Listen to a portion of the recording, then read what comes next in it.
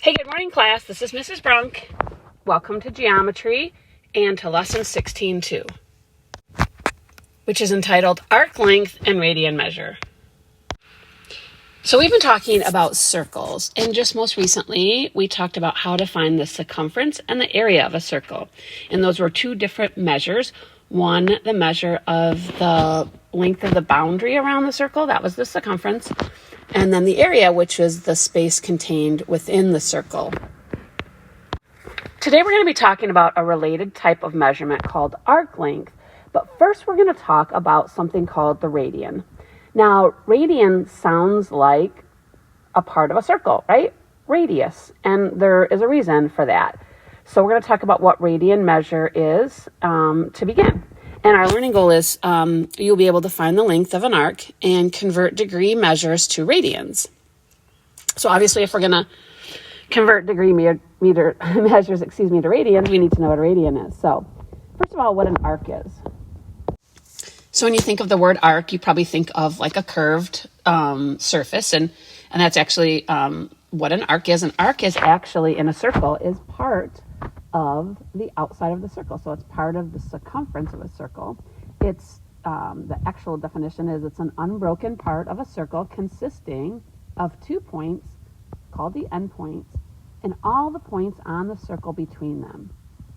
So when we talk about arc length, we talked about a measure of an arc. We talked about a major arc and a minor arc in a prior lesson, right? And that was measured in degrees, and it was related to the central angle.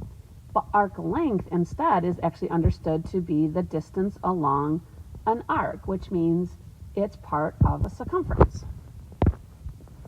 So in the prior lesson, we learned a couple ways to find the circumference, one of which was to use this formula, circumference equals 2 pi r. So if we were trying to find an arc length, it would actually be part of the circumference, which is 2 pi r, right? But how do we know what part of the circumference an arc would be? Well, that would really depend on the measure of the arc in degrees. So for instance, if we had an arc that when we looked at the arc measure of it, it was, say, 90 degrees, that 90 degrees as it relates to the full circle around, which is 360 degrees, would be just a fourth of it, right? So 90 degrees, I'd have to go 90 degrees 4 different times, right, to get all the way around the circle. So that would actually be a fourth of the circle. So it would make sense that the arc that we would be finding the length of that's associated with that measure would actually be a fourth of the circumference. So this formula right here actually takes into account whatever the measure of the central angle is,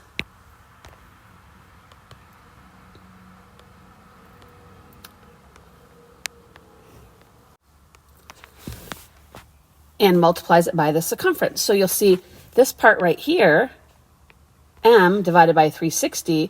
Well, in this case, m is the arc measure, so the measure of the arc. So if we were looking at the specific arc over here, if we wanted to find the length of this arc, in other words, how long that highlighted piece, that arc was, we would have to know the measure of the angle in degrees, right? Which would be the same as the central angle right there. And if we knew that, we could figure out what fraction of the whole circle it was by finding what part it was of 360. So m divided by 360 is that fraction of the circle that the arc represents.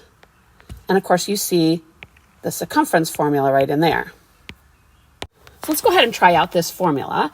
So in example 1, it says find the arc length for the following questions, leave in terms of pi, and then round to the nearest tenth. So if they ask me to find arc AB, now notice that in the last lesson, or the prior lesson, when they were asking us to find the measure, so if they said the measure of arc AB, they're indicating in degrees. I can see that the measure of arc AB, so this is arc AB, right, would actually be 120 degrees. Well, I can use that fact to figure out what fraction that arc represents of the whole circle by dividing that by 360 degrees. And then if I multiplied that by what the circumference would be if I went all the way around, that would be 2 times pi times the radius. Well, this is the radius. So this would be what I would use to calculate the arc length. Now they first asked for this exact, and then they wanted it to be rounded to the nearest tenth. So first of all, exact. That means what we're going to have to do is try to clean this up a little bit. So first of all, 120 over 360. If we reduce that, that would reduce to 1/3. Then the 2 times the 15 is 30, right? And then there's the pi. So again, we still haven't approximated pi, so this is still exact. And now if we multiplied the 1/3 by 30, that would actually give us 10, and then times pi would be 10 pi. So 10 pi millimeters would be the exact arc length of AB. And then if we wanted to approximate that, all we'd have to do is multiply by pi, which to the nearest tenth would be about 31.4 millimeters. So again, to actually travel on the outside of the circle along that arc, we would have to travel 31.4 millimeters, which is 1/3 of the circumference. Let's take a look at another one. So this time B, I'm looking for arc PQ. So PQ starts at P and goes through Q. So when we say arc PQ, unless they give another letter, we usually want to assume that PQ means the minor arc. So in this case, they actually have shaded in the other one. So I'm going to assume they mean the minor arc though. So if the arc over here on this side is 210, that means that the other one must be 150 degrees to add up to 360. So I know that PQ, the measure of it in degrees, so the measure of PQ is actually 150 degrees, right? But the arc length itself, the length of traveling along that highlighted section, would be equal to 150 of 360 degrees, right? Times 2 times pi, and that radius of 3, okay? So remember, they wanted us to give this exact and then to give it as to the nearest tenth, right? So if I were to reduce 150 and 360, I believe 30 goes into both. 30 goes into the numerator 5 times. It goes into the denominator 12 times, so 5/12. And then if I multiply the 2 and the 3, that's 6, so 6 and pi. Multiplying 5/12 times pi would give me 30/12 times pi, which I do believe can reduce. We could reduce here. Take that 6 and cancel it out with the 12, which is 2, and that would give us 5/2 pi, or 2.5 pi. So 5/2 times pi, which would then be approximately, so let's see, 5/2 times pi would be approximately 7.9. So about 7.9 inches.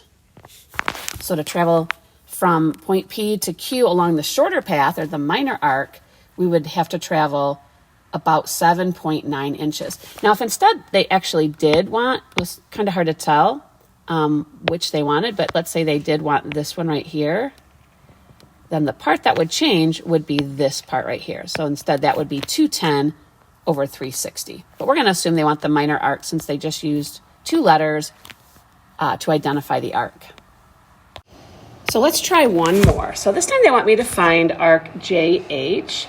And so JH starts at J, goes through H.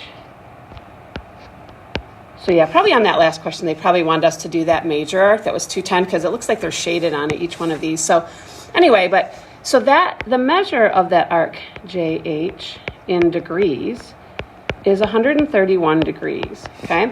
So we know that when we're going to calculate the arc length, that's going to be 131 of the full 360 degrees. So that's what fraction it is of the whole circle. And then we need to multiply by what the circumference would have been if we went all the way around. So 2 times pi, well, the radius is 12. So to get the exact value, well, this one's going to be a little tough because I'm quite sure that 131 over 360 does not reduce. So basically what I would have to do in order to get this to be exact is I could just take the 2 times the 12, which is 24, and I could take the 131 over 360 and multiply it by 24, 24, and then by pi. So let's see, 131 times 360, so 131 times 24. So this exactly would be 3,144. So if I multiply the 24 and the 131 over 360, okay, and then we might be able to reduce that. So 3144. I'm just going to type it in my calculator, 3144 divided by 360, and then just see if I can get it to give me a fraction.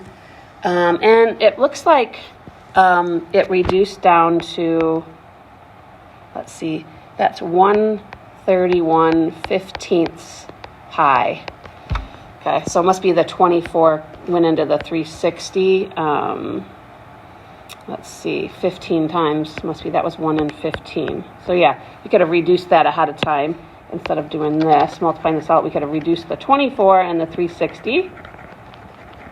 Okay, and then that's approximately, let's see, so that times pi, 131, let's see, sorry, this is, okay, times pi is approximately 27.4 meters. So again, the exact would be 131 over 15 pi, and then the approximate is 27.4. Okay, yeah, the exact value is basically what you're trying to do is if you have, in something like that particular one, I would say just the decimal equivalent's fine. The prior two, they were pretty easy to reduce the fractions, and so we want to make sure we do that.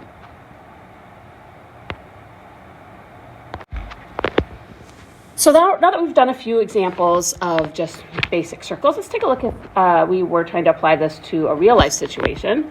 So the minute hand of a clock is 10 inches long. So we've got this minute hand on the clock, and usually, you know, the minute hand kind of goes out to the border there. So we're saying that's 10 inches, and that really represents the radius then of the clock. To the nearest tenth of an inch, so in other words, they want us to round to the nearest tenth, how far does the tip of the minute hand travel as the time progresses from noon to 12:15? So actually I'm going to go back and redraw this. I'm going to draw my minute hand starting at noon. Okay, so obviously the minute hand would be up here, and then so would be the hour hand, but we're just worried about the minute hand. And it's going to travel from 12 to 12:15, right? So when you think about 15 minutes is a quarter of an hour. So basically what this has gone is a quarter of the way around the circle. So instead of really even thinking about worrying about what that fraction of the circle is, we kind of already know that, right? But this would really represent like 90 degrees if we wanted to do the, you know, the m divided by 360. But we already know this is a quarter of the circle, so it's a fourth of the circle, right? And we know that that radius was 10 inches, so we multiply by what the circumference would have been, 2 times pi times 10. And like I said, we wanted to go to the nearest tenth, so we could just go ahead and put that right in our calculator. So that's a fourth, or 0.25, times 2 times pi, and then times 10. And that's approximately 15.7 inches is how far that would have to travel. A traditional pie has a diameter of 9 inches. If the pie was cut into 12 equal slices, each slice would be 30 degrees. Okay, so you see a slice cut out of the pie. Find the length of the crust of one slice of pie. So in other words, they want us to find the length of that part of the crust there. And so since they cut out 12 pieces, okay, and if you cut out 12 pieces, each one would be 30 degrees, our fraction of our arc is 30/360ths, or alternatively, because it's 1 out of 12, I could just use 1/12. That way it's already reduced. And then times 2 times pi, well, they said that the diameter of the pie is 9 inches, but that means that the radius is 4.5. So we're going to multiply 2 times pi times the radius, which is 4.5, And they want us to, let's see, does it say to round to the, it doesn't say. We'll go ahead and round to the nearest tenth again. So that would be 1/12 times 2 times the pi and times our radius of 4.5, which is going to be approximately 2.4 inches. So we've got about 2.4 inches to travel from that point on the outside of the pi to the end of that piece. Okay, so that's our arc length. So in the next part of the lesson, we're going to talk about what are called concentric circles. So let's define that. So concentric circles are two or more circles that have the same center point. So with concentric circles, the relationship between the arc length and the radius is a direct variation, or in other words, it's proportional. So if you think about this, if we have concentric circles and they have the same radius, right? And we know that circles are always similar. We talked about that in a prior lesson. And so they have the same center, but obviously the radius of that red circle is larger than the radius of the blue circle. And so we think about that the radii would be in a proportion because they're similar. So would an arc length. So let's say we made an angle here in the concentric circles like we have here in example A, and we wanted to find the arc length from A to B. So certainly the arc of A to B on the outside of that circle would be much larger than the arc length of the smaller circle, the concentric circle inside there. So if I'm interpreting this drawing right, it looks like that the arc length of the little smaller circle that they have is 8.7 meters. And notice that the radius of the smaller circle, that inner circle right there, is 10 meters. And the radius of the larger circle is 40 meters. Which means that that outer circle is 4 times as big, or the scale factor is 4. Right? So it's 4 times as large, which we know about proportionality. That also means that that length, that arc AB, would be 4 times as large as the arc on that inner circle. So if we just took that inner circle, which is 8.7 meters, and we multiplied it by the scale factor of 4, remember that's our K, our scale factor that relates those two circles to each other, then we would find out that that outer arc is 8.7 times 4, or approximately 34.8 meters long. Okay, so just using proportionality then to take from the smaller arc and find that larger arc based on how the radii are, the ratio of the radii. So let's take a look at one more at B there. Okay, so this time we know the arc, that's the outer arc here. We know this is 30 inches, okay? And when we look at the radii, so we have a radii here for the smaller circles, that's K, and the larger circle out here, that's 2.5 K. Now, we can already tell then that the scale factor between the small and the large is 2.5, right? So that larger one is 2.5 times as big, right? But if we're thinking about this, we know that the two arcs, so we could say the arc of the, say we went with the smaller one here, which is the one we're trying to find, right? PQ. And we compared it to the arc of the larger. They would have to be in the same ratio as if we compared the radii, or the radius of the small, to the radius of the large.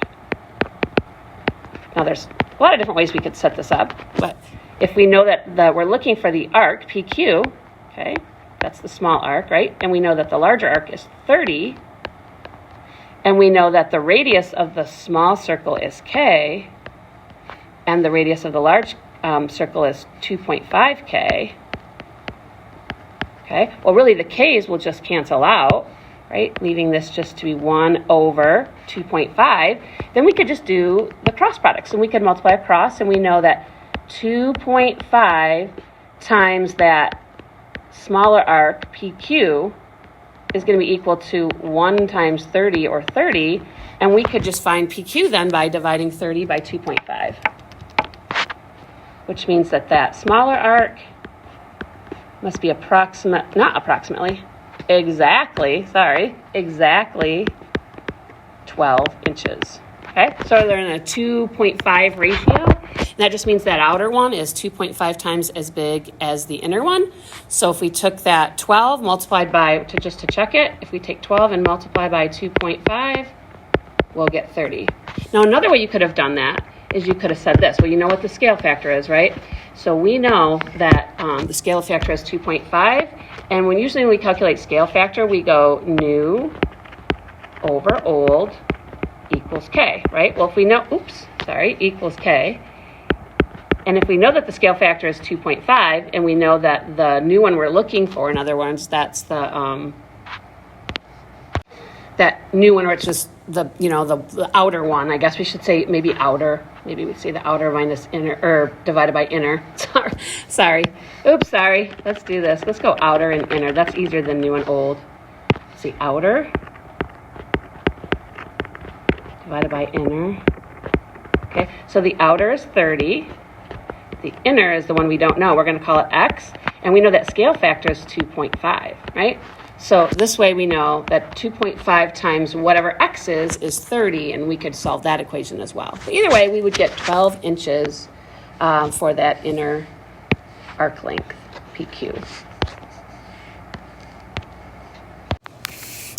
Okay, so to wrap up the lesson, we're going to come back to that radians that we saw in the introductory video, and what a radian is. So you saw that in the video that a radian is a kind of a measure of a rotation around a circle. It is more of a linear measure, right? Kind of like an arc length. Whereas a degree would be a measure of a turn around a circle. Sorry about that interruption. So we're going to take a look at, in this lesson, this part of the lesson, how to convert from degrees to radians, and then radians to degrees. Because we know that we saw in the video that 2 pi radians, so we saw that 2 pi in radians was equal to 360 degrees. In other words, to go all the way around the circle on the outside, we'd have to go 2 pi radians, right? And to go all the way around the circle through rotating through the degrees would be 360 degrees.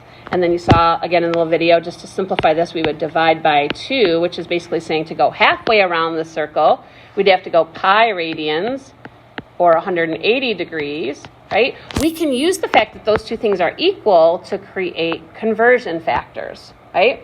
So, just like a conversion factor, 1 foot is equal to 12 inches, and we can use different versions of that in a fraction to convert from inches to feet and feet to inches. So like, for instance, if you wanted to convert something into inches from feet, you would multiply it by the conversion factor of 12 inches over 1 foot. Or if you wanted to convert something from inches to feet, you'd multiply it by 1 foot over 12 inches, right? Well, we can do that same thing here. And if we want to convert to radians from degrees, we would use pi over 180 degrees, or pi radians over 180 degrees.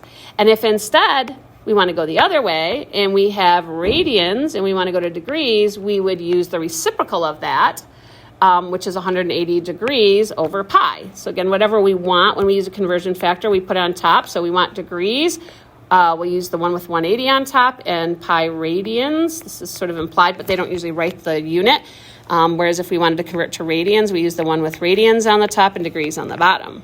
So in this first section, we're going to convert from degrees to radians. So we'll just try a few of these together. And usually always when we do these, we want to give them exactly. So that means we're not going to approximate pi. Now these are going to be related to something we're going to study in Algebra 2 when we study the unit circle and higher level trigonometry. So we're just sort of laying the groundwork here for making that connection between radians and degrees and doing some simple conversions. But this is really all you'll be asked to do with radians for geometry, is just to convert. So 30 degrees, if I wanted to convert to radians, I'm just going to multiply it by this conversion factor, pi over 180 degrees. Okay.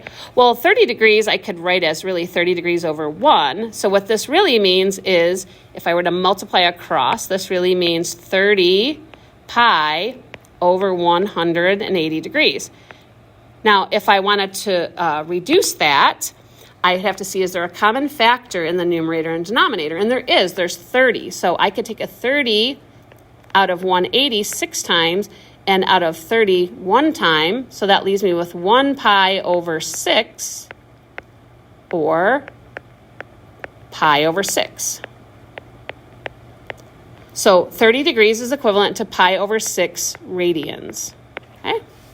What about 60 degrees? Well, 60 degrees, again, we're going to multiply by that conversion factor, pi over 180 degrees, which means that's 60 pi over 180 degrees.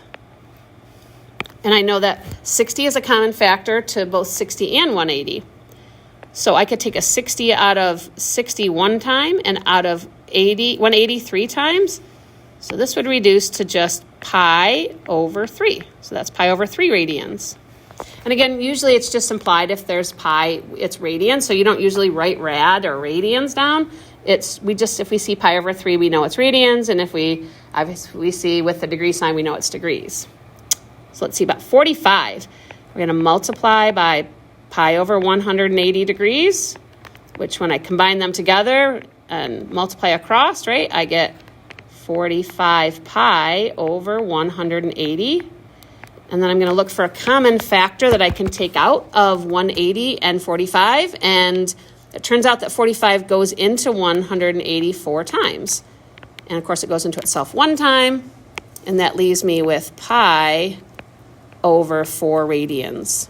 Okay. Let's look at one more. We'll look at the one that's 240.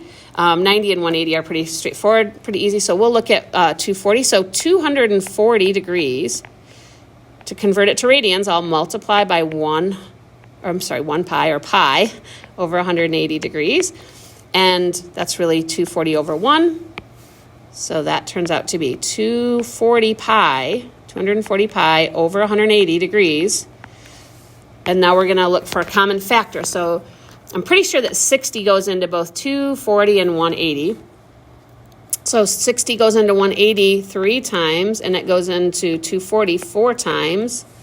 So in radians, this would be 4 pi over 3. 4 pi over 3 radians. Okay.